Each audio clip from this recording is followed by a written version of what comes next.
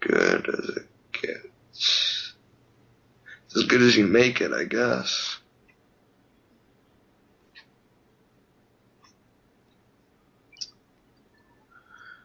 Living's what scares me. Dying is easy. I'm not very wise to many things, but I know one thing. Pain's not bad, it's good, it teaches you things. I understand that. No sense makes sense. Sense pays the bills. Dollars don't. At the end of the day, you gotta pay bills to who you owe. Whether you owe bills for your mortgage, or for your electricity, or for your soul, they need to be paid. And cents can pay all.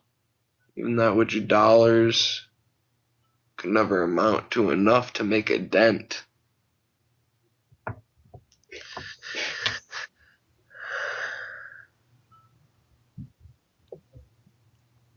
Sometimes I wonder if I should put them out of their misery.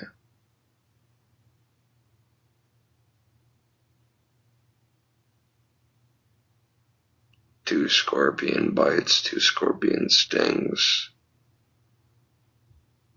It's what they're owed by the world. The world refuses to give it. And the world refuses to give what it owes. You must take what is owed to you and those around you.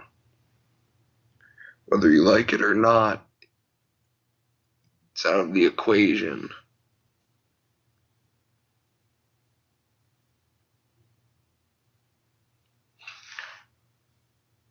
Maybe it's healthy, maybe it's not, but health truly is a divine prospect. It doesn't matter how far your heart beats, how quiet you can hear a little mouse's footsteps. Doesn't matter if you can smell a rose from 10 miles away. Because everyone has to answer for what they've done, more so what they didn't do, the justices they failed to take from the world. Because that is truly our jobs here. That is our meaning, our purpose. If you're going to go up there and you're going to say, well, the world didn't give it to me, the world's going to look at you and say, well, you didn't take it.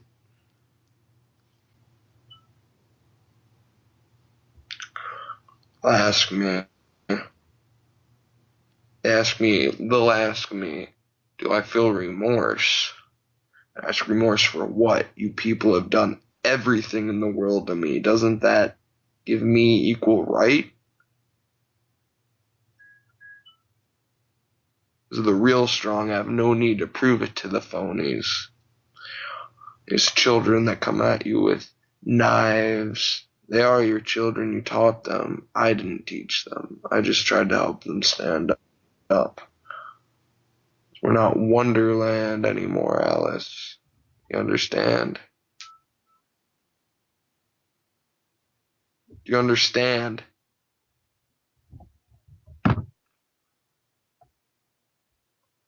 Simple concept. You're failing to grasp it. Problem is not with me, it lies in you. I know. You know, a long time ago being crazy meant something. Nowadays everybody's crazy. Just going with the flow, looking at your iPad, looking on your iPhones, walking around all day, not talking to a human being. I don't mean like this, I mean face to face. Real humans that you know are real. That can't be some construct of the imagination or of the government's will or, you know, their desired effects on the populace.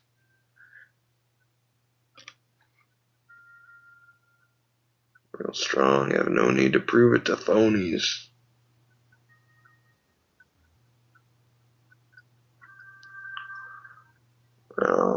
Because people are filled with fear. Breathe easy. You have no control whether it will happen or whether it won't. Your only option is to live or to die. What you do with that life or what you do with that death,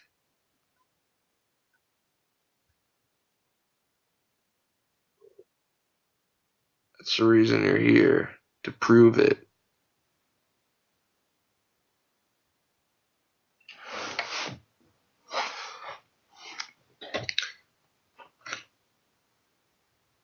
As you can say, you're going to use the courtroom to kill me, but I'm going to fight for my life one way or another. You gotta let me do it with words.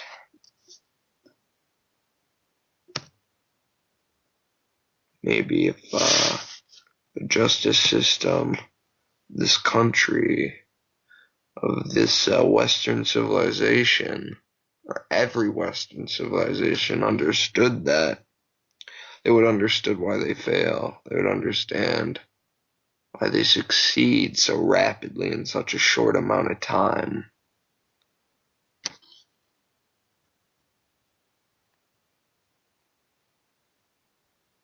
Why, if you give a kid a gun, he knows to kill. Is that because of the kid or is that because of you?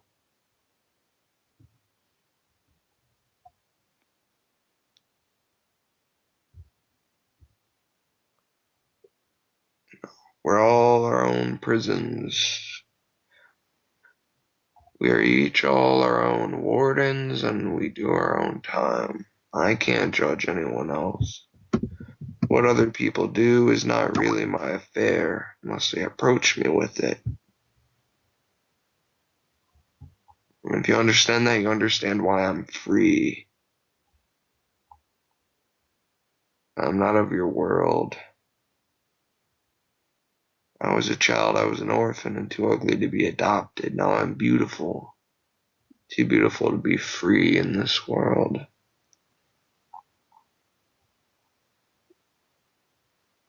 A lot of young people, even though, they go to college, they don't understand the kings of kings and the lords of the world. We as human beings can invoke the ground here called the United States of America. And the reason our system perpetuated in such a way is because all the powers of Europe and England and monarchies and all those big people come over here and start another world where each man in the United States has that power because he has that courtroom. The will of God, whatever you want to call it. You call it Jesus, Muhammad, Gooby Bob, clear mind, blow the world up, stab a man, your heart, whatever you want to call it. It's music to me, man. It's there. It's the will of life. I spent a good amount of years in the ward for trying to stop the trees from being cut down, the trees of my mind that were trying to grow and be set free. People want to tear them down. And people may fight to protect the trees of the Amazon, and that's important, but what people don't think that the fight to protect is the trees of their mind.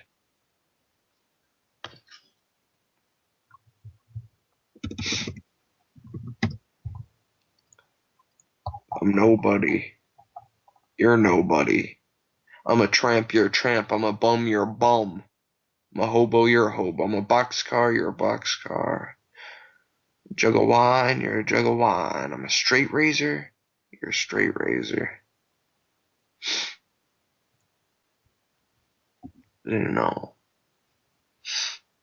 Every man's true desire is to be set free from desire. You're looking for something dirty and everything. You're looking for something, you'll find it. You look under the couch of an abandoned house, what do you expect to find? You know, what is it? What makes that world turn around? A baby born in this world is in a state of fear, paranoia, and awareness. Never seen before he opens his eyes. He knows he doesn't want to see what's out there. And he knows what it's going to be like growing up like a razor blade. And he knows the consequences if he doesn't.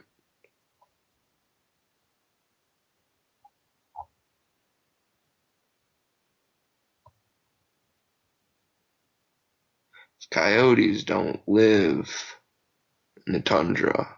Wolves do. However, every once in a while, there's a small interception where wolves and coyotes might meet. When that happens, the most brutal and sadistic individuals the world have ever known will come. They'll come out and they'll be in the courtrooms and they'll be the wardens, they'll be the judges, they'll be the police officers of the world. It won't be the soldiers. It won't be the killers. They'll be the senators. They'll be your congressmen from your little town.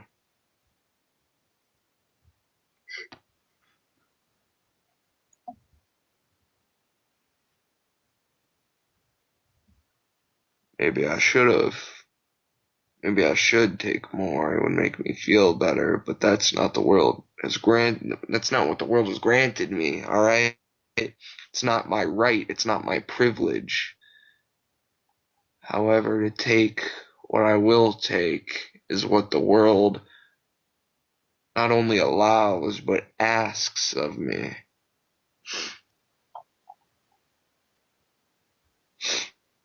To get the booge pooch, or you live in Hollywood, their fucking fur coats.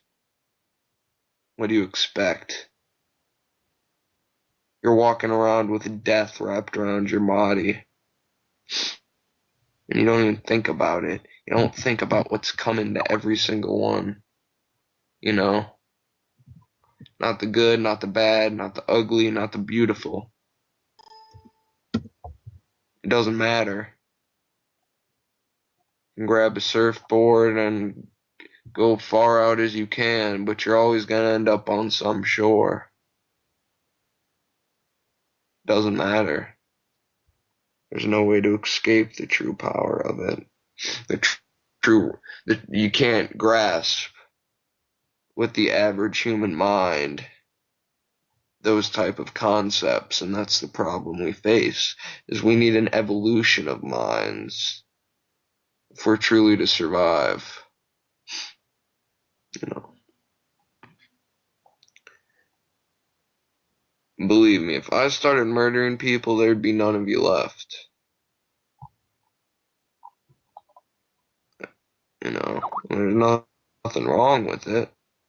It doesn't matter how incompetent you are, it just means you don't have to do as much. There's not as much work, because every man carries what he can.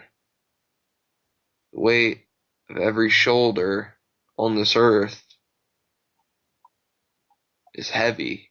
As heavy it can be, whether it's a pebble or a boulder, it weighs the same because of density. That's what people don't understand. That's what it all comes down to. Density of the heart, density of the soul, density of the mind. You see, when you're living and you don't know what's going on, and you look around and you look out to the ocean and you see the waters pull back, you know a tsunami is coming. And everyone knows it, Even maybe they've never been told a tsunami's coming, but they know. Some sit there, some run, some scream, some cry. Many will die, but a few will rise above. A few will be made stronger than they ever were before. That's what happens with mass graves when they come to you, because every person's got a mass grave coming that's gonna knock on their door.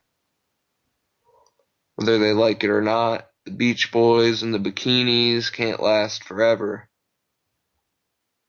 Doesn't matter if you're Neil deGrasse Tyson or Neil Diamond. When the cut comes, it comes deep. When the blood flows, it's a waterfall. As you watch these television shows, and what are they? They're cults. They're a cult of death traps sprung up all around you, and it makes you accustomed to these traps, so that when you're looking around the world on the outside, you don't see them. You don't notice, so you walk right into them. You don't care. It's just normal to you. It's normal to everybody. You know. Maybe the earth made it that way. Maybe it's supposed to be that way. Maybe it was never supposed to be that way. Maybe the corruption and the computerization of man has tried to jump from lily pad to lily pad, following the fly because it's starving. Meantime, if it would have just sat where it was at, a fly would have came. It would be full. It'd be nutritious. It would have everything it needs. Instead, the world is starving, and we all know why. But no one wants to say it. It means you have to wake up. You have to look around. You have to take the sunglasses off from your head. You gotta hope that what you see is natural. Because if it's not, it'll scare you, and that's why you don't bother. That's why no one bothers. And the few that do bother, what do? We hang them to crucifixes. We torture them. We put them in insane asylums, where we shock them until they put the sunglasses back on. But once they're off, they're off. They never go back on. That's a way to free the world. If the sun goes down, the glasses will come off. And even if it's a slow process, maybe you can only take a few sunglasses off, it is your duty to do so by any means necessary. Doesn't matter if you have to cut them off their head, whether they like it or not, you need to come off. Because when the truth is seen, it can't be unseen, man. That's what happens when a wolf steps in a trap. It looks around, it thinks, finally knows what it has to do. Choose its own leg off. Is it worth it? That's up to him to decide. But the matter of the fact is that it needs to happen. It doesn't matter if he regrets it. It doesn't matter if he loves the decision he made, because it had to happen. Because it's destined to happen. There's no one who can stop it. There's no one who will stop it. Although there will be many who will try. Because, when you push them down, you realize that this earth is a trampoline to truth, and it bounces right back up. It doesn't matter if you're skating down a highway surrounded by cars. No, because in truth, the automobile was the true death of this country, and thereby the true death of this world. Because when the forefathers decided to create a country that was ran by a courtroom, by a system, by rules and laws unlike that of kings or emperors, queens or dictators, it's something different. They knew what they were creating, for better for worse, would become the world. When the automobile came, there was no stopping it. It came and it spread like a wildflower burning through a prairie. And when a prairie burns through many, many, many, many millions of years, is adapted to survive these burns. It knows it's coming, just like the entire earth. Because at the end of the day, what is humanity but a fire? No matter how much it burns, when the fire's out, the prairie will grow again.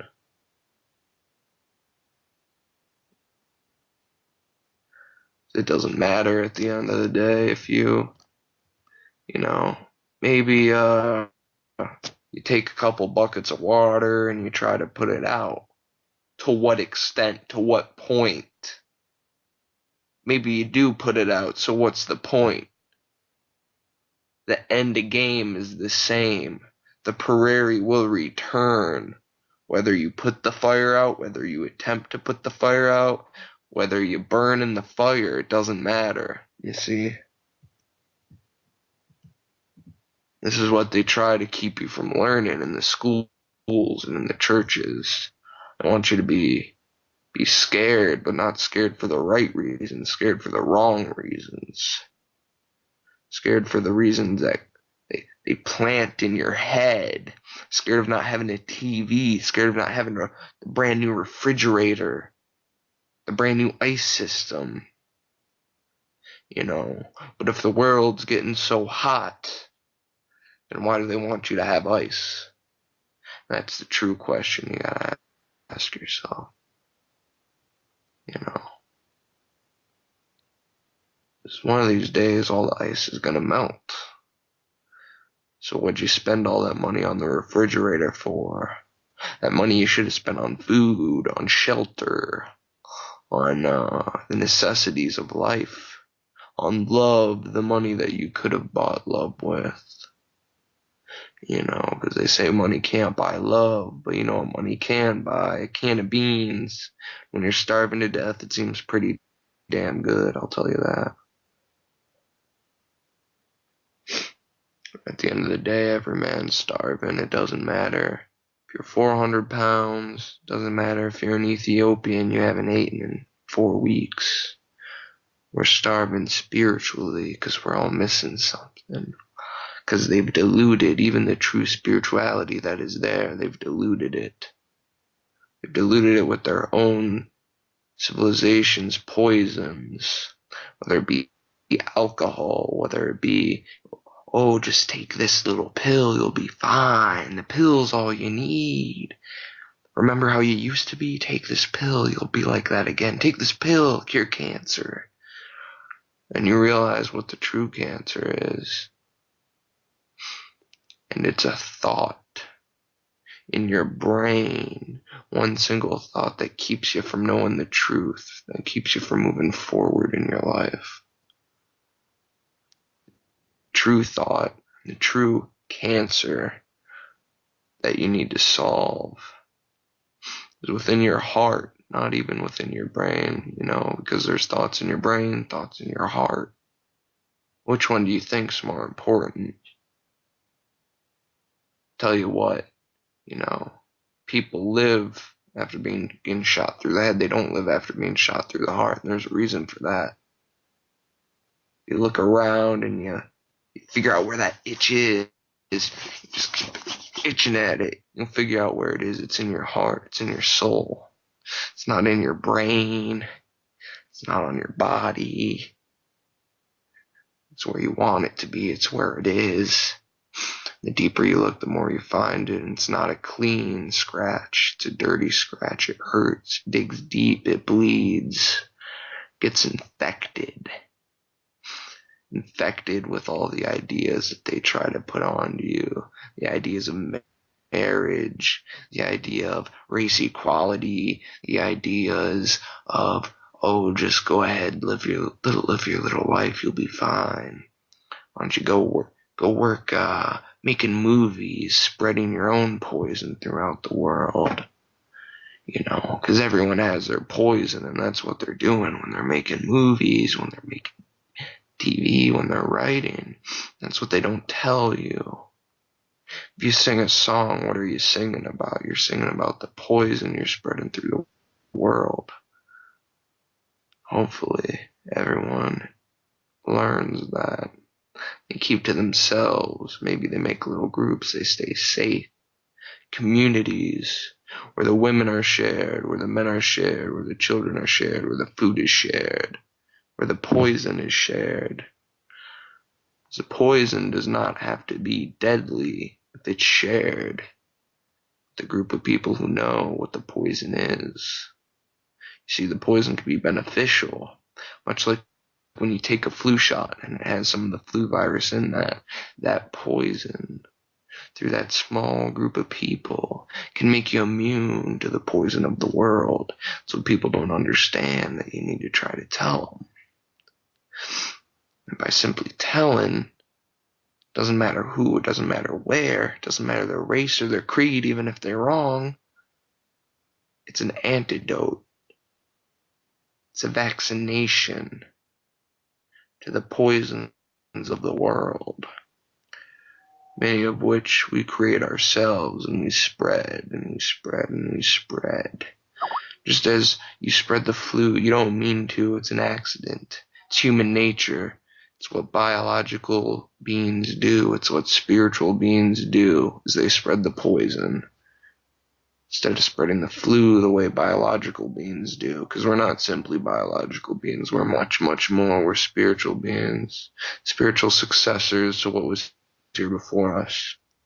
It's much more than a 40 ounce or a bag of weed or living on the streets in Harlem. It's more than that. It's deeper than that. You get in a canoe and you go as far away. You get on the other end, right back in Harlem, selling weed and buying 40s. That's what the poison does to you. It's not what you want to do. It's not what you're there for. It's not what you ever planned. It's not what you ever foresaw. Much as Columbus never foresaw landing on the nation that would distribute the poison around the world. Of course, that's not a bad thing, as in we are the worldwide distributor of the poison. It means we can be the worldwide distributor of the vaccination, because what we make is released into the world. If we make our groups, if we stay segregated, separated, friendly but separate, not involved, vaccinated, we can make it. The world can make it. We won't all make it. There will be wars, there will be famine, there will be death. There will be people who refuse to accept the vaccination. And sadly, they must take what they have chosen, which is a death by poison. This poison may come in physical representations: anthrax, E. coli. At the end of the day, it doesn't matter, because it's all circular. It all comes around. It all goes around. It doesn't matter if you got a barrel of the gun to your head or if you're pointing that barrel at someone's head. At the end of the day, at some point in this universe, in this universal timeline that we live in, The sides will be switched. And what will you do then? What will he do then? What will we do then? What will it do then? It's a question no one asks. It's a question no one cares about.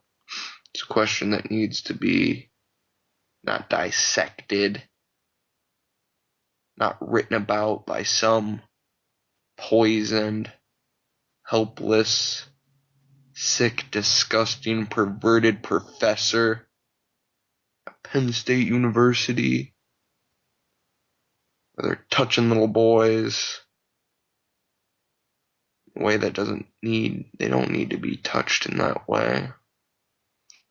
That's a poison, this pedophilia, that if kept in a circle, the pedophilia, the poison, is its own antidote.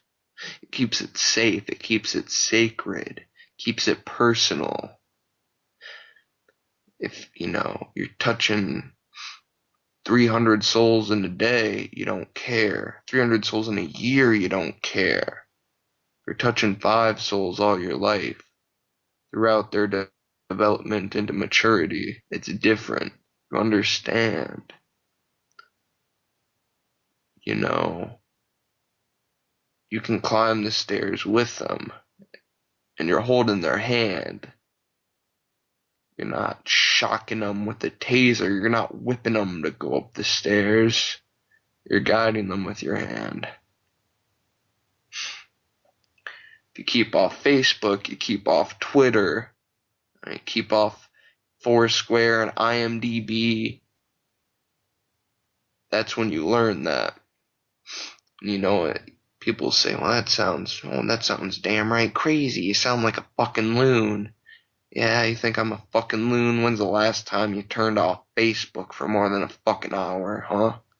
Last time you looked into the mirror, not for seconds, not for minutes, not for hours, not for minutes or seconds or days, but for weeks. You sit there and you look at yourself, physically, metaphorically, every way you can, and you learn the truth.